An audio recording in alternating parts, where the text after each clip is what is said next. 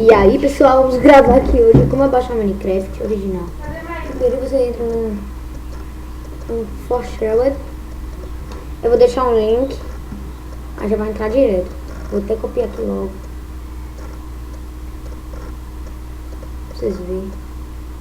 Aperta Free Download, mas tem que ter internet, bota Facebook, assim, o e-mail assim do Facebook, do blog também, se você quiser, do Twitter, Instagram, qualquer um desses aí que eu falei. Eu já mostrei né, no YouTube como baixar, mas esse aqui é o melhor. E também é a mesma coisa. Vou botar o download aqui. O terreno todo burado, que o dono vai construir, eles pegaram a marreta. Ah, vou. Aqui já carregou já. Aí você bota Minecraft 1.5.2, etc. Esse aqui, ó, vai aparecer uma cabeça de um crepe. Agora, nest, style.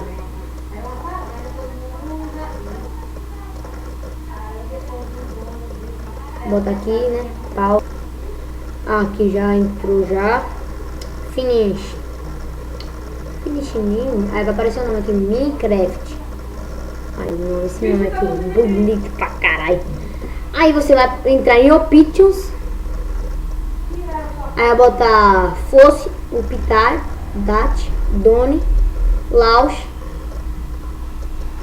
Aí vai fazer o download da área que você vai jogar, né? Aí aperto. Aqui já carregou já no Minecraft. Aí você bota tela cheia aqui, né, pra ficar lá. Aí você bota multiplayer, qualquer coisa aqui, tudo legal, bota single play. Aí já tem muito mundo aqui que eu já criei, eu já tenho um Minecraft. Aí você bota qualquer lugar aqui. Bota o modo criativo. Creative Network Mundo. Vou jogar um pouquinho aqui pra vocês, só ver, né?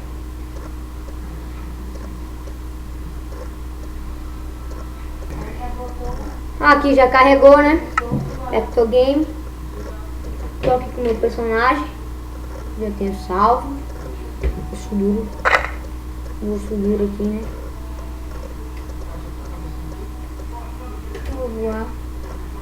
Vai ficar assim meio bugado, né?